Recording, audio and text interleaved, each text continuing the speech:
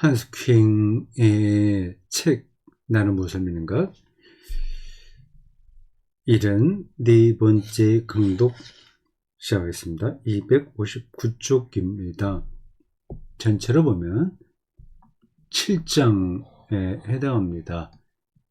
삶의 모델입니다. 삶의 기준이라고도 할 수 있습니다. 여러 종교에서 그런 모델을 찾아볼 수 있습니다. 그리스도교의 모델은 예수 그리스도입니다. 그가 우리 삶의 척도입니다. 교회당 건물 그 안에 있는 파이프 올겐, 온갖 조직, 그리고 형이상학적인 교리, 그리고 윤리, 도덕적 규범들이 아니라 예수 그리스도라는 거죠. 예수 그리스도가 하나님 나라를 선포했고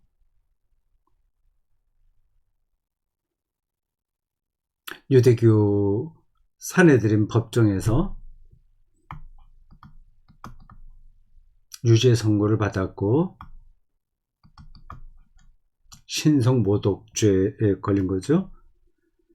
그리고 로마 법정에서 십자가 처형 선고를 받고 실행됐습니다. 그게 우리 삶의 모델이라고 하니 난감한 거죠. 자기 십자가를 지고 나를 따르라 라고 하는 예수의 말씀이 복음서에 여러 번 나옵니다. 그 제자로서의 삶은 십자가 처형을 염두에 두어야 되기 때문에 자기 십자가를 지고 따르라고 하는 겁니다. 이게 우리 삶의 본능에는 전혀 맞지 않아요. 근데 그걸 삶의 모델로 삼는다고 하는 건 쉽지 않은 겁니다. 그러니까 그리스도의 제자로 사는 거는 우리가 일반적으로 알고 있는 그 방향에 어긋나는 겁니다.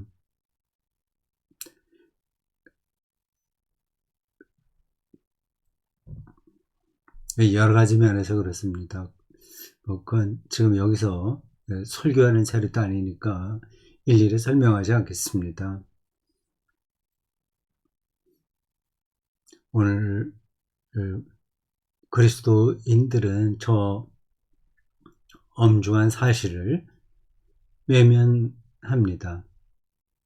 십자가를 지라고 그러니까 일부러 힘들게 살아야 된다, 그거 하는 뜻은 아니에요.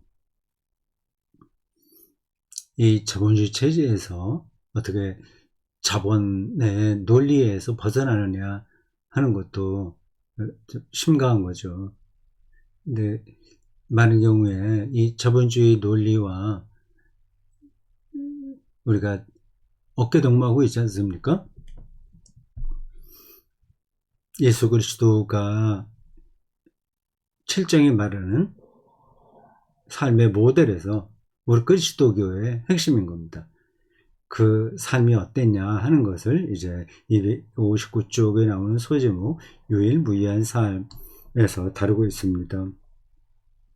여기서 나사렛 예수의 역사에 관해 이야기할 수는 없다. 일일이 그걸 하려면 따로 책을 한 권 써야 되는 거죠. 나는 그 역사를, 나사렛 예수의 역사, 나사렛 예수 분명히 고향이 있는 사람이에요. 하늘에서 내려온 게 아니라 그 유대 땅, 좀 정확하게 말하면 갈릴리 땅이죠. 그 나사렛에서 살았습니다. 출생지는 베들레헴이라고 하지만 고향은 나사렛이에요. 근데 실제로 베들레헴에서 출생했는지는 그건 잘 모릅니다. 나사렛에서 출생했을 수도 있어요. 그 문제는 제가 충분하게 연구하지 않았기 때문에 확실하게 말씀드릴 수는 없습니다. 그냥 거칠게 생각해서 출생지는 베들레헴, 고향은 나사렛, 그렇게 알고 있습니다. 분명히 두 발을 땅에 딛고 사는 사람이었어요. 그분의 삶에도 이렇게 저렇게 여러 일들이 얽히고 설켰겠죠. 일상이 있었겠죠. 그걸 가리켜서 역사라고 합니다. 특히 3년 공생에 얽힌 역사는 특별한 거죠. 나는 그 역사를 상세히 탐구하고 설명했다.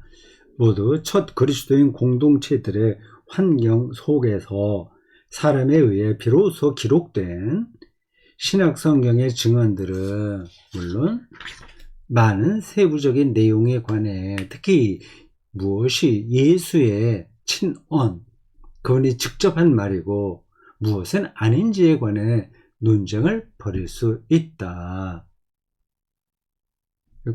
이런 대목도 일반 신자들은 의아하게 생각할 겁니다. 복음서에 나와 있는 예수의 말씀은 당연히 예수님이 직접 다 하신 거지 거기에 예수의 말씀이 아닌 것도 있단 말이냐 하고 말이죠. 아닌 것도 있습니다. 요한복음에는 특별히 많습니다.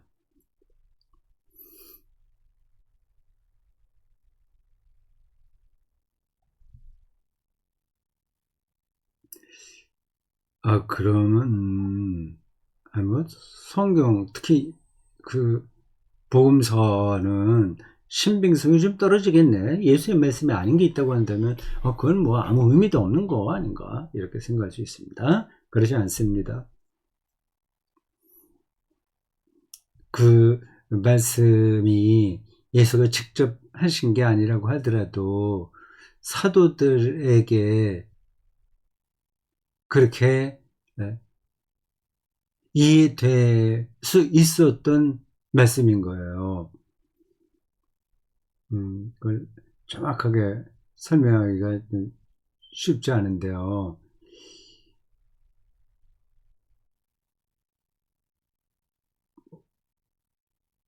우리가 교회를 이야기할 때 사도성을 얘기하지 않습니까? 사도적인 교회다. 그 말이에요. 예수를 직접 만난 사람은 사도들밖에 없어요. 사도와 일부 그를 따르던 사람들 뿐입니다. 그들을 대표하여 우리는 사도라고 얘기합니다. 사도들이 예수의 말씀을 들었어요. 근데 그게 일일이 다 기록해 놓은 게 아니기 때문에 축자적으로 그 예수의 모든 말씀이라고 할 수 없는 겁니다. 그리고 여러 상황에서 하신 말씀이라서 그게 사도들에게 기억된 거를 다시 복원해낸 거예요. 그러다 보니까 예수의 친언도 있고 또 제자들에게 해석된 말씀도 있는 겁니다. 친언이 아니라고 하더라도 사실은 큰 문제는 안 돼요. 모든 그 예수의 생각들이 말로 표현된 건 아니잖아요. 근데 중요한 건 예수와의 관계에서 제자들이 경험한 겁니다. 그 경험들이 그 사도들 혹은 제자들의 그 삶의 자리에서 해석돼서 새롭게 구성된 거죠. 그러니까 제 설명이 더 복잡했나요? 넘어가겠습니다. 논쟁을 벌일 수도 있어요. 이게 진짜 예수의 말씀인가 아닌가 말이죠. 그러나 전체적으로 볼 때 예수의 혼동될 수 없는 특징적 면모가 신약 성경에 뚜렷이 나타난다. 나는 다른 세계 종교의 위대한 창시자들도 연구했고 그들 각자에게 사람들이 공감할 수 있는 초상을 헌정한 바 있다. 여러 종교를 연구하여 그 창시자들이 어떤 인물이었는가를 한스 킹이 제시한 것 같아요. 그러니까 그쪽 종교에 속한 사람들도 그걸 받아들였다고 해요. 이제 말은, 그러니까 한스 킹이 그 예수 그리스도의 초상을 이렇게 말도 안 되게 이상하게 자기 제멋대로 한 게 아니다. 그런 뜻입니다. 과연 그들은 하나같이 고유한 위대성을 지녔거니와 이것은 다른 신앙인들이나 비신앙인들에게서도 존중받아 마땅하다. 그렇죠. 공자, 장자, 마호메트, 시다르타 다 존중받아 마땅하죠. 그런 까닭에 나는 2006년 베를린에서 세상의 이목끌기를 갈망하는 한 오페라 감독이 모차르트의 멋진 오페라 이도메네오를 악용하여 그 오페라는 제가 잘 모르겠습니다. 모차르트의 오페라, 독일 작곡가들 중에서 오페라를 제일 많이 작곡한 사람이 모차르트죠. 그는 그 서양 음악 세계에서 최고봉입니다. 이탈리아의 작곡가 중에서는 베르디가 오페라를 제일 많이 작곡했겠죠. 제 머릿속에 이렇게 남아 있습니다. 이도메오를 악용하여 끝부분에서 대본이나 음악과는 아무 관계없이 종교 창시자들의 잘린 머리를 보여준 해프닝을 도무지 이해할 수 없다. 잘린 머리? 이 목이 잘렸다는 거예요? 머리가 다 잘렸다는 건가? 머리카락이 잘렸다는 가 그리고 그가 그래서 단순 무지한 정치인들과 언론인들의 박수갈채까지 받았다는 사실도 전혀 납득할 수 없다. 또한 같은 해에 한 풍자 만화 작가와 신문이 상업적 이익과 대중적 인기를 얻기 위해 예언자 무하마드를 비방하는 풍자 만화를 게재한 짓을 그 기억이 나네요. 이 종교 창시자들을 우스꽝스럽게 풍자하는 것은 이건 바람직하지가 않습니다. 바람직하지 않다고 말할 정도가 아니라 더 심한 거죠. 그건 악한 짓이죠. 사람들이 오히려 잘한 일로 칭찬한 사실을 도무지 이해할 수가 없다. 존경받아 마땅한 사람을 저렇게 그러니까 말이죠. 과격 이슬람 단체들이 테러를 저질렀잖아요. 그건 어느 종교 단체나 극단주의자들이 있는 법이니까요. 그런 시대의 풍조에서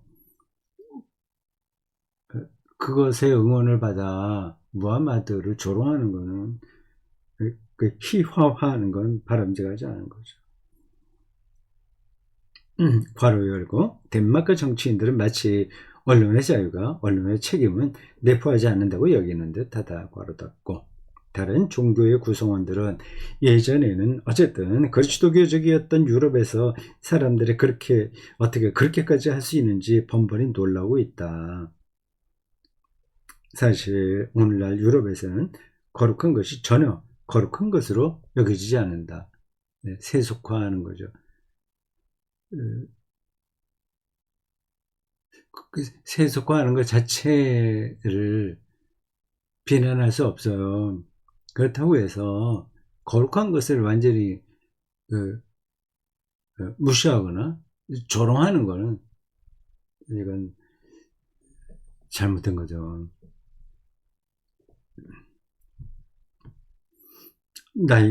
나사렛 예수의 삶과 가르침과 활동은 다른 종교 창시자들과 비교해 볼 때 더욱 뚜렷이 드러난다. 예수는 분명히 모세처럼 왕궁에서 교육받지 않았고, 그렇죠. 예수의 삶이 아주 유일무이하다는 거예요. 모세 40살까지 이집트 왕궁에서 왕자로 살지 않았습니까? 그리고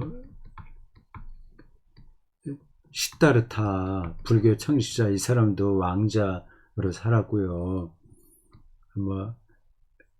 마호메트도 부자 상인으로 살았죠. 아니면 그런가? 예, 하여튼 다른 종교 창시자들은 상당히 유복한 사회적 배경에서 태어나고 그렇게 살았습니다. 그리고 장수했어요. 대개 다 장수했어요. 근데 예수만은 전혀 그렇지 않습니다. 목수 아들이고 30대 초반에 죽었고, 그리고 그의 활동 기간도 3년도 채 못 되는 정도입니다.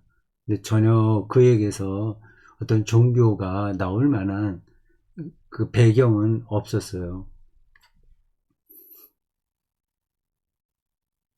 부다처럼 영주의 아들도 아니었다.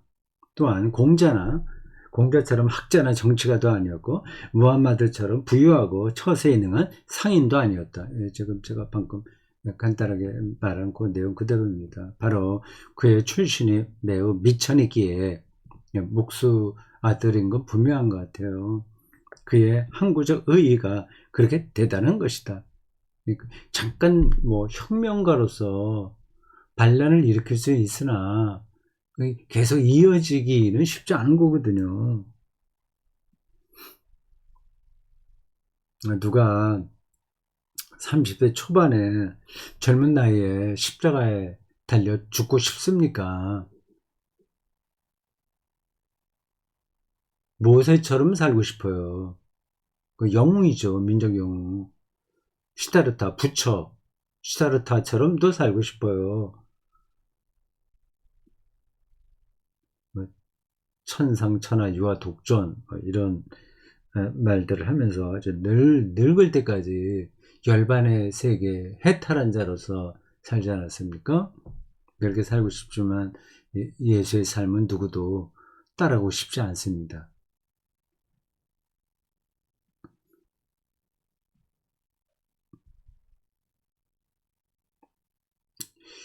예수는 갈수록 확충되어 간 기록된 율법의 절대적 타당성,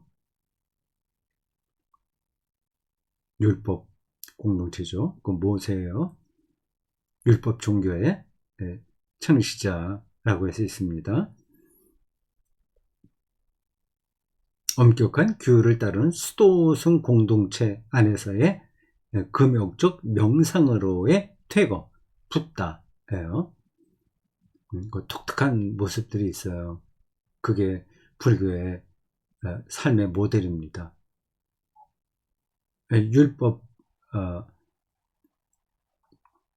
또 그 모세의 전통을 이은 유대교의 그 모델이라고 할 수 있어요. 영원한 세상 법칙에 따른 전통적 도덕과 확립된 사회의 쇄신, 공자, 전투를 통한 믿지 않는 자들의 강제적 혁명적 정복과 신정국가의 창건, 무함마드, 그것도 주장하지 않았다. 예수는 이거 비슷하지 않은 거예요. 그러니까 어떤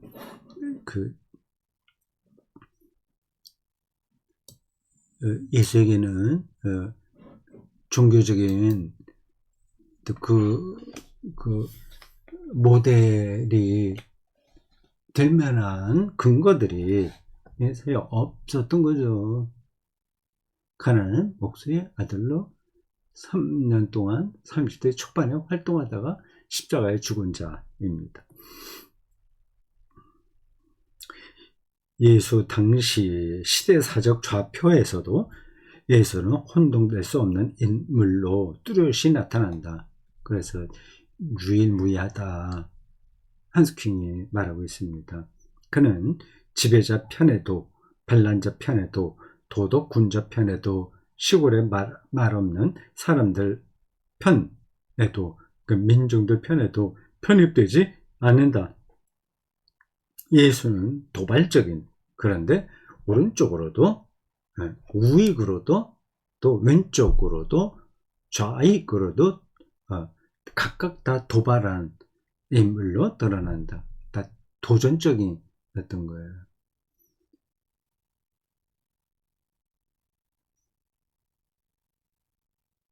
어떠한 당파와도 궁합이 맞지 않는 예수는 모든 방향으로 도전적이었다. 에두아르트 슈바이처가 이렇게 표현했어요. 모든 틀을 돌파하는 남자. 이게 그렇다는 뜻이 동의한다는 거죠. 예수는 사제가 아니었으나 분명히 사제들보다 더 하느님과 가까웠다. 정치적, 사회적 혁명가가 아니었으나 혁명가들보다 더 혁명적임이 드러났다. 예수에게 혁명에 대한 기운을 보고 따라왔다가 실망해서 떠난 사람들이 많죠. 가룟 유다도 그 중에 하나입니다.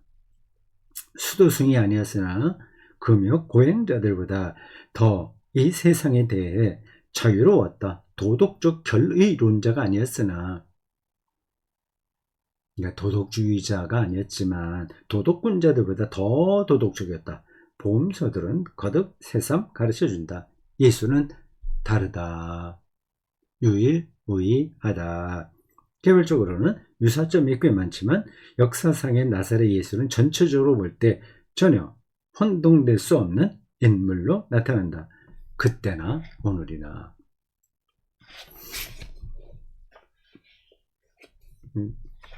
저도 그렇게 생각합니다. 그런 부분을 저도 설교할 때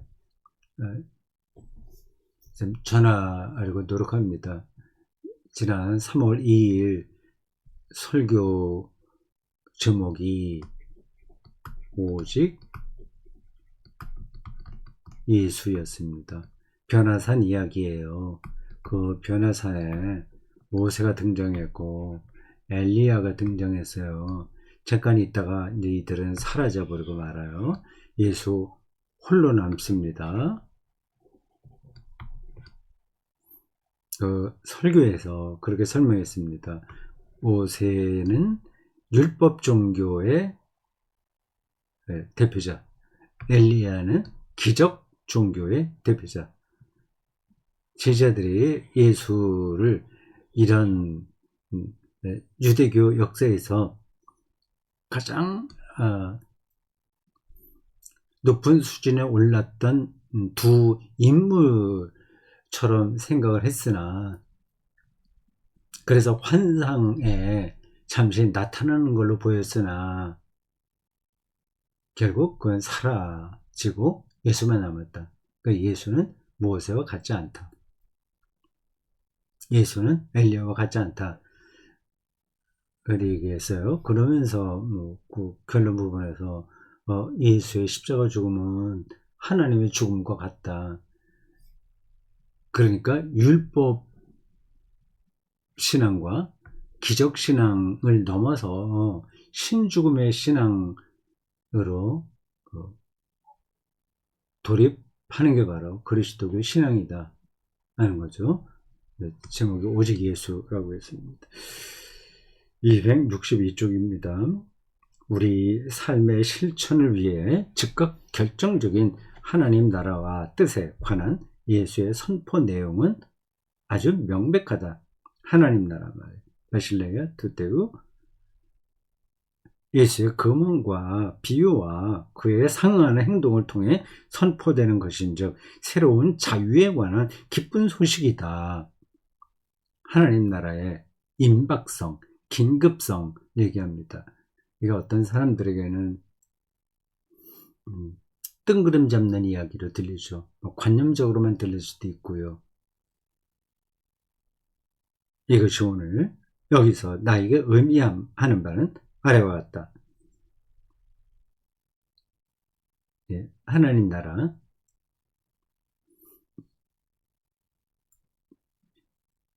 그게 자유와 기쁜 소식인데 지금 여기서 어떤 의미가 있는지는 다음과 같다고 합니다. 몇 가지를 얘기하네요. 네 가지를 얘기하네요.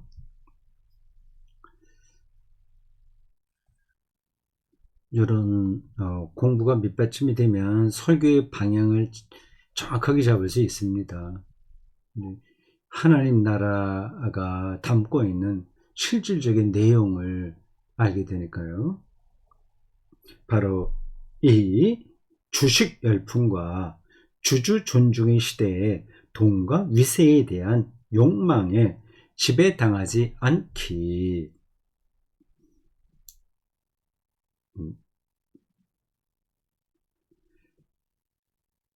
그러니까 물질 숭배죠. 돈 숭배.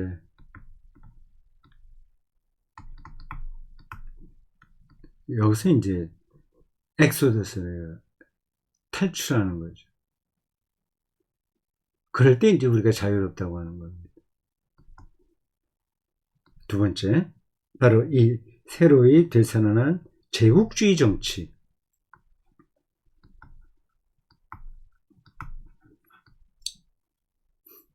권력 추구 의지에 휘둘리지 않기. 물질 숭배, 제국주의. 지금 트럼프 당선 이후로 미국이 노골적으로 제국주의 행태를 따라가고 있습니다. 언제까지 그럴는지 딱하네요. 세 번째, 바로 이 유례 없는 탈금기와 고삐 풀린 소비지상주의.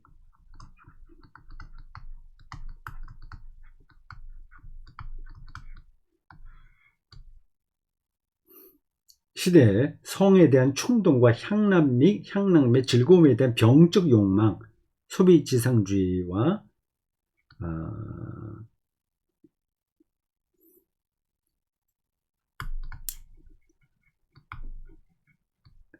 향락,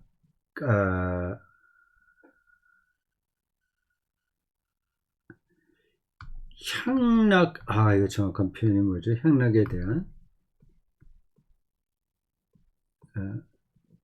병적 집착. 여기서 벗어나기. 네 번째, 오로지 업적이 인간의 가치를 결정하는 듯이 보이는 이 시대의 약자들, 즉 비생산적인 자들, 가난한 사람들의 인간 존엄성을 위해 헌신하기. 인간 존엄성.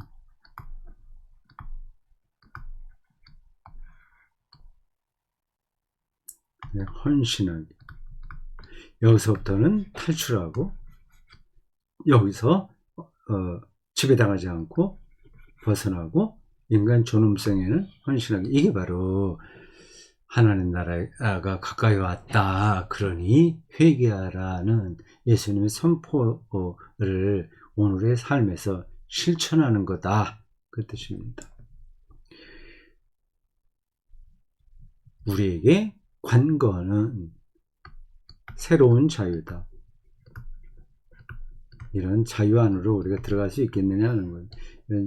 자유로운 영혼이 아니면 이렇게 못 살거든요. 관건은 하나님이라는 더 고귀한 실제, 리얼리티를 통해 자유롭게 되는 일인데, 예수가 아버지라고 부르는 이 하나님은 나뿐 아니라 모든 인간을 온통 감싸 안고 사로잡는다. 그 불길처럼 그분의 리얼리티를 경험해야 되는데 21세기 현대 대한민국 사회에서 이게 씨알이 먹힐 만한 말이 될까요? 참 거리가 먼 이야기로 들릴 겁니다. 그리고 이 하나님에 근거하여 그리고 궁극적으로 오직 하나님께만 의무를 짐으로써 우리는 동료 인간들을 위해 자유롭게 된다. 여기서 나는 금욕 고행자가 될 필요는 없다. 두루 알다시피 예수도 포도주를 마셨고 잔치에 참석했다. 그러나 나는 이기적 생활 방식으로 오로지 내 이익만 챙기고 내 욕구만 충족시켜서는 안 된다. 균형을 잡기가 쉽지 않죠. 금욕주의자. 네. 더 병적으로는 그 자학게 떨어지는 것, 이게 아니고 삶을 풍요롭게 누리면서 자기 욕구만 충족시키지 않는 삶을 붙들어야 되거든요. 이게 이제 쉽지 않은 거죠. 오히려 중요한 것은 다름 아닌 나를 필요로 하는 이웃의 유익을 일상에서 늘 유념하는 일이다. 소비를 좀 줄이고 그 NGO 도움을 필요한 단체에 도움도 주고 교회 공동체가 그렇게 건강해지도록 서로 노력하고 살아야 되는 거죠. 하나님 나라를 선포한 예수를 따른다는 교회 공동체가 지금 그런 정신으로 운영되고 있을까요? 그런 교회들도 있지만 많은 중대형 교회가 정신없이 자기 부를 불리는 데에 모든 힘을 쏟습니다. 그러니까 자기를 사랑하는 거예요. 이것은 그를 지배하려 들지 않고 오히려 내가 할 수 있는 한 그를 섬기려 애씀을 의미한다. 또한 최대한 자비를 실천하고 필요한 경우에는 용서와 포기를 실행함을 의미한다. 인정하자. 이 일은 언제까지나 새로운 도전이다. 한 번 된다고 다 해결되는 게 아니라 계속해서 그런 쪽으로 나가야죠. 나 개인적으로도 평생 맞서야 할 도전이다. 네, 오늘 여기까지입니다.